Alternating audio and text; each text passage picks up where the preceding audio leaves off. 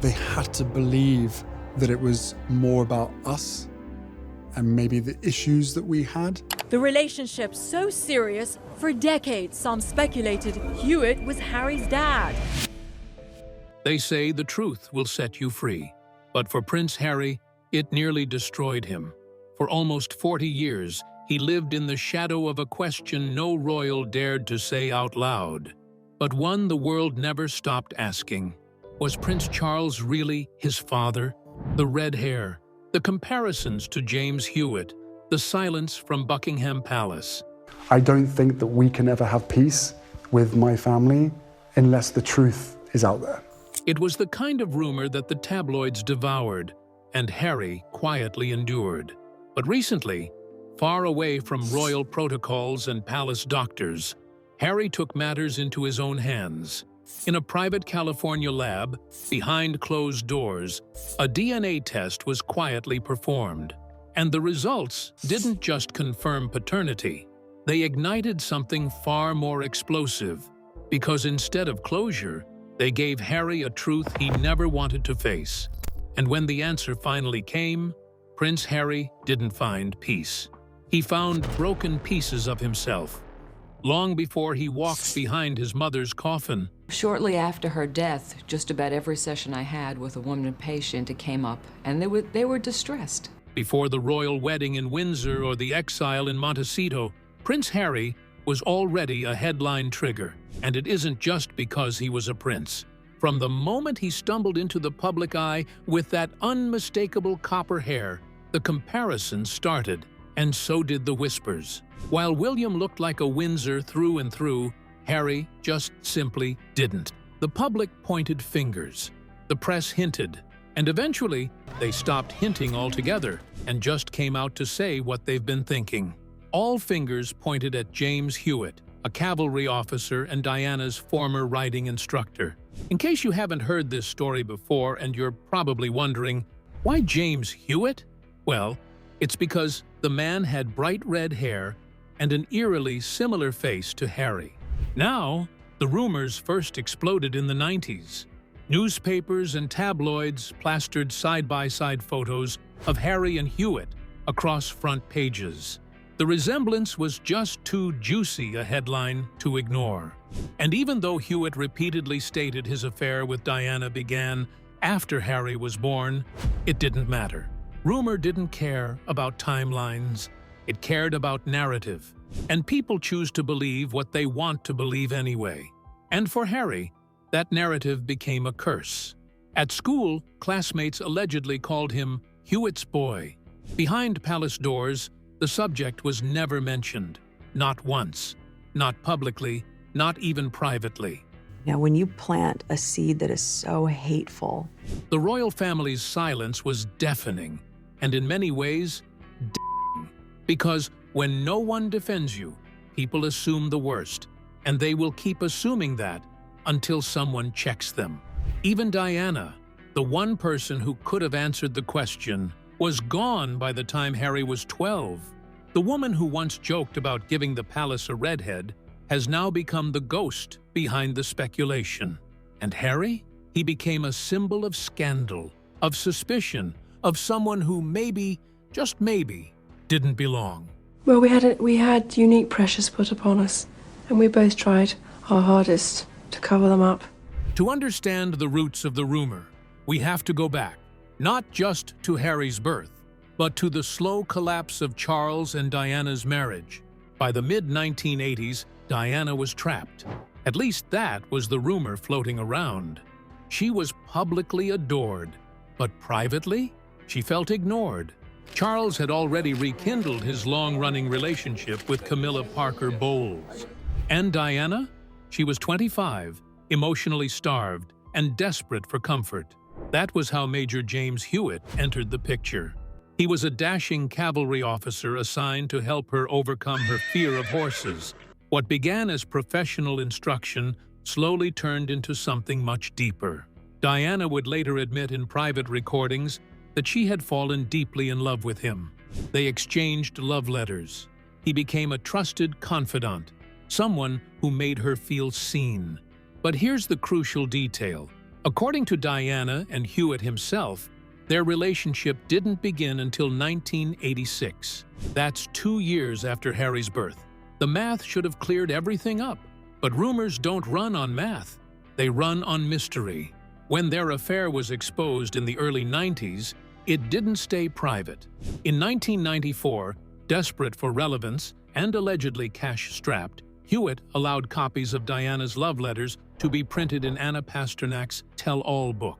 It was a betrayal that many say shattered Diana. But the true chaos erupted when the tabloids began publishing side-by-side photos of Hewitt and young Harry. Same red hair, same cheekbones, same build. After months of speculation, the conspiracy had visuals now, and it took off like wildfire. Despite repeated denials, and Hewitt publicly stating there's no possibility whatsoever he's Harry's father, the rumors only grew stronger. The palace refused to make any formal comment. No denials, no clarifications. According to reports, the royal strategy was simple: silence. But silence in a scandal is never neutral. It breathes life into the lie. And just like that, the rumor didn't just survive. It evolved. It became a permanent thread in Harry's public identity, one that followed him everywhere he went. Well, it gave everybody a wonderful new label. It's Diana's unstable and Diana's mentally imbalanced. And unfortunately, that seems to have stuck on and off over the years. Despite the endless gossip, articles, and published stories about him, Harry stayed quiet. Not because he didn't wonder himself, but because he knew better than to ask. At school, he wore the jokes like armor. The nickname Hewitt's Boy allegedly stuck for years at Eton and at Sandhurst. Behind every joke or drunken night out, there was a question he couldn't outrun, one that echoed louder with each passing year. Am I really a Windsor? On the outside, he played the role of disruptor perfectly.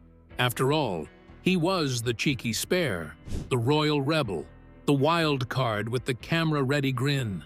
But behind closed doors, friends say there was a different Harry, one consumed by doubt and desperation. And the more distant Prince Charles became, the more the question festered. If you're a big fan of the royal family, and you've been following them closely, you'd know that Charles wasn't exactly known for warmth. He was formal, stiff, often absent. Even when he was present, his affection felt rehearsed, measured by duty, not love. Insiders allege his relationship with Harry soured early on, and the emotional abyss only grew wider after Diana's death. At the funeral, Harry, who was just 12 years old at the time, walked behind his mom's coffin in front of millions. But you'll rarely find footage where he was beside his father. He was reportedly seen holding his grandfather's hand instead. That alone says it all. Years later, as Harry matured, the contrast with William became even sharper.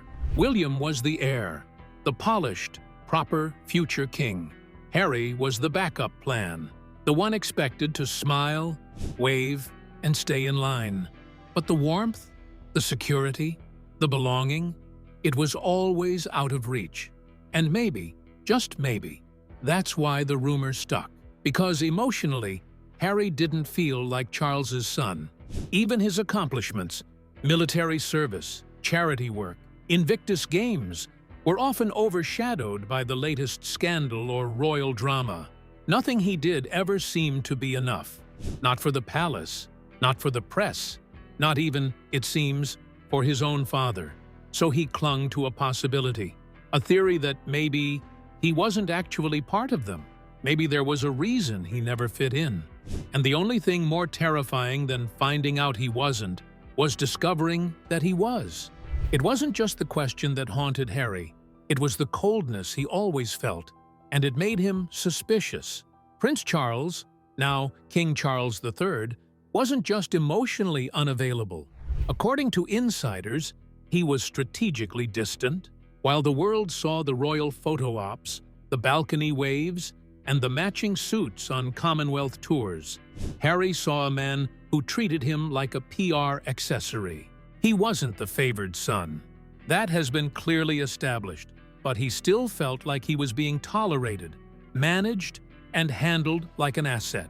According to reports, Charles routinely missed key milestones, birthdays, holidays, even Harry's military graduation, according to some sources. The graduation ceremony, or passing out as it's called here, marks the end of 44 weeks of tough training at the most prestigious military academy in Britain. One royal insider recalled a moment when Harry received a handwritten note from Charles instead of a call. It wasn't anger that Harry felt at this time. It was absence. Absence of effort. Absence of warmth. Absence of any signs that he was wanted. And when you're already wondering if you truly belong, that kind of silence becomes its own kind of answer. Behind the scenes, friends say Harry grew increasingly skeptical. He wouldn't say it out loud, but the question loomed. Was this detachment simply royal tradition? Or was it something deeper, something biological? Critics in the press only added fuel to his doubts. If Charles doesn't seem to like him, one commentator once asked, how could he possibly be his son? And while that line may have been meant as clickbait, it cut Harry to the bone, because deep down, he wondered the same thing. His father rarely defended him in the press, never publicly shut down the rumors. And when Harry married Meghan, instead of support, there was scrutiny. Britain's royal family announced Monday that Prince Harry is engaged to marry American actress Meghan Markle. Formality, a growing chasm between blood and behavior. The palace stood silent, but Harry's heart was screaming. So he began to question the unthinkable. What if they were never silent out of strategy, but because they already knew the truth? The paternity whispers weren't just tabloid noise anymore. They were internal. They've grown to become personal. And now, Harry needed to know for sure. They called her the outsider, the American, the flirty actress. But to Harry, Meghan was clarity. Markle believes her mixed race may have prevented her from getting roles in a label-driven industry. For the first time, he wasn't surrounded by royal expectations or emotional repression. He was with someone who encouraged truth, even the painful kind. And in the calm of Montecito, far from palace gates and cold corridors, the question that had stalked him for decades came roaring back. This time, not as a rumor, but as a mission. According to insider sources, it was Meghan who urged Harry to seek closure, not for the tabloids, not for the press, but for himself. Not to prove the world wrong, but to finally quiet the voice that had haunted him for so long. And so, privately and very discreetly, Harry made arrangements. A DNA test, not in the UK, not in some castle-approved lab, but in California, under tight security and far from royal oversight. The test was clinical and was done very quietly. Just him, a physician, and a lock of Charles's hair, allegedly retrieved from an old grooming kit once used at Clarence House. A royal staffer, sympathetic to Harry's inner turmoil, had reportedly kept it all these years. Maybe they knew, even then, that the question would never die. Meghan didn't interfere. She took the kids out that day because this wasn't her pain to manage. What may be the most important feature about this royal couple is the two really like each other. It was Harry's. There were no press leaks, no grand announcement, just a sealed envelope, addressed in plain ink with no royal crest. He had spent his whole life waiting for an answer, and now, finally, it was sitting in his hands. Inside that white paper was the answer to a lifetime of whispers, and Prince Harry held it in his hands at his home in Montecito. Meghan and the kids were out. The house was quiet, too quiet. And for a man who had lived his life under scrutiny, the silence was almost unbearable. He opened the letter, and with it, every wall he had built to survive crumbled. Charles was his father, 100%. No room for doubt. The question was answered, but instead of feeling relief, Harry felt rage. According to sources close to the Sussex Circle, what followed was an eruption, a full-blown breakdown, shouting, crying, doors getting slammed, glass getting shattered, books getting tossed across the room. One insider described it as a storm that had been building for 39 years, because somewhere, deep down, Harry had been hoping for the opposite. Not because he didn't want to be royal, but because it would have made sense. It would have explained the coldness, the distance, the silence. It would have justified why he always felt like a guest in his own family. But the test confirmed the truth. He was one of them, by blood, by DNA, and they still pushed him aside. He wasn't the outsider that he thought he was. He was just the neglected son, and that hurt more. The test didn't just confirm lineage, it destroyed the story he had used to survive. The idea that he didn't fit in because he didn't belong was gone. Instead, it revealed something far worse. He did belong, and they still couldn't love him. That night, Harry reportedly shut himself in his office for hours. He didn't speak to Meghan, not out of anger, but out of grief. Because now the pain wasn't born from lies or speculation. It was real, it was scientific, and it was final. The question that defined his youth had been answered, but the cost, more than he could ever imagine. Now that the test has revealed what the monarchy never would, the question is, what's the way forward? What could Harry have done better that would have made a difference? The relationship so serious, for decades some speculated Hewitt was Harry's dad. But do you know the biggest irony? That scientific confirmation didn't solidify his place in the royal family. It obliterated it, because now there were no excuses, no wild rumors to hide behind, no pure fantasy of being the outsider born from an affair. All it revealed was a devastating truth. He had always been one of them, and they had still rejected him. And there's nothing he could have done that would have changed that reality. According to insider sources, the days that followed were eerily quiet inside the Sussex home. Harry wasn't angry anymore. He was grieving, not just for his childhood, but for the story he had built to explain the pain. For years, he believed he didn't belong because he wasn't one of them. Now, he knew he was, and it made the abandonment worse. One close source described it as the death of his last illusion. Harry allegedly considered a symbolic rebirth. He even discussed changing his surname from Mountbatten-Windsor to Spencer as a way to align with his mother's side, to fully detach from the house that had never embraced him. He allegedly reached out to his uncle, Earl Spencer, for advice. He made him realize that the logistics and the potential legal fallout in making such a move would be far too complex for him to handle. Instead, he and Meghan made a quieter, more personal decision to use Sussex as their family name. Not Windsor, not Spencer, just Sussex. After all, he is the Duke of Sussex. But most of all, it was a name that was less about bloodlines, but more about the freedom of choice. In that moment, Harry wasn't a prince trying to reclaim a throne. He was a man trying to reclaim his identity. And for once, it wasn't about proving who he was, it was about letting go of who he was never allowed to be. Because being royal didn't protect him from being neglected. And now, not even DNA could save him from that truth. And I think that it's really quite sad that I won't be able to show, my children my homeland. Initially, when Prince Harry made the decision to cut ties for real from the royal family, he didn't make a fuss of it.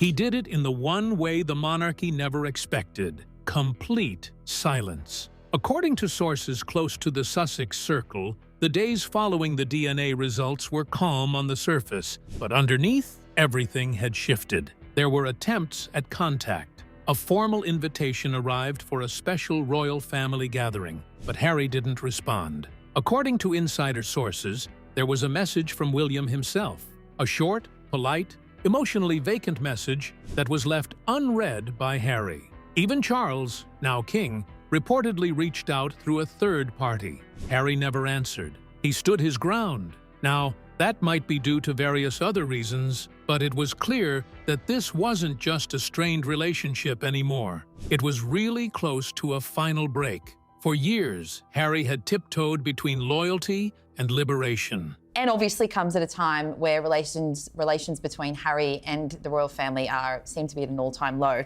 Between wanting to be included and needing to walk away. But now, there was no more debate. The DNA test confirmed what the monarchy had always claimed, that Harry was a Windsor by blood, But instead of bringing him home, it gave him permission to leave for good. He wasn't walking away out of spite. He was walking away because nothing was left to hold on to. No title, no affection, no acknowledgement of the pain he'd carried since childhood.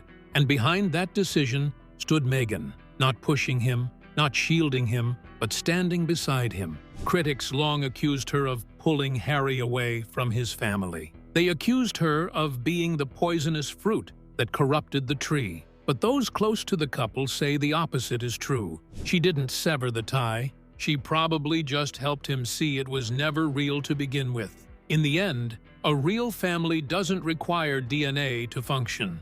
It requires presence, love, and safety. And after 39 years of wondering where he stood, Harry finally knew he was a son by blood, but never by bond.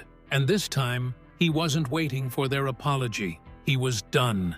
My circumstances will always be the same. But with a specific answer to the question, there are comparisons that exist. For decades, the question defined him. It shaped how the public saw him, how the press mocked him, how the palace tolerated him. And now that he has seen for himself and confirmed without a shred of doubt that Charles is his father, the question is gone.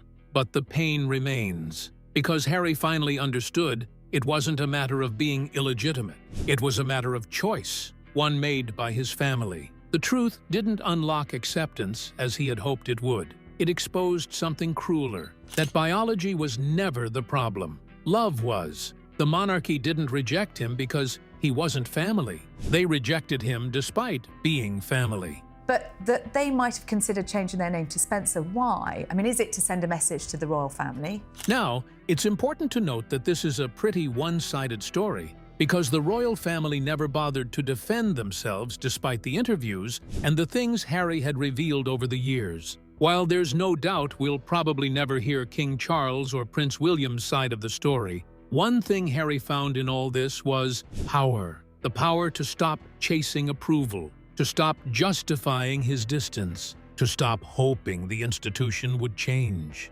Because now he knew the truth. And once you know the truth, you stop asking for permission to do your thing. According to anonymous friends, Harry hasn't spoken publicly about the test. And he may never. Not because he's hiding it, but because it didn't matter. The truth was his to know, not the public's. And with that fact, he no longer needs validation from a crown that never saw his worth. He has his wife, his kids, and a new name. And most of all, a life built not on tradition, but on truth. For the first time in his life, Harry isn't wondering where he belongs. He knows. He belongs where he's loved. I can't see a world in which I would be bringing my wife and children back to the UK at this point.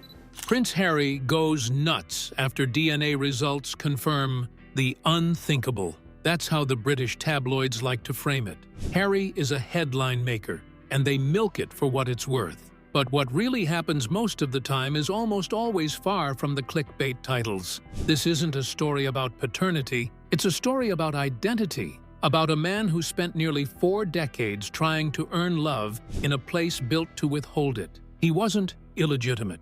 He was ignored. Not a scandal, just a son desperate to matter. The family made their choice, and now Harry has made his too. Leaving behind the palace, its benefits, and glory is never an easy choice. It remains up for debate if it was a right or wrong move. But at least, to him, it isn't. And that's all that matters. He chose to be the kind of father his never was. The kind of husband who puts love before legacy. The kind of man who doesn't need a crown to feel royal. And in doing so, he broke the cycle. The world will always call him Prince Harry. But now, he's something more powerful than a title could ever make him. A man who stopped chasing the family he was born into and built one of his own.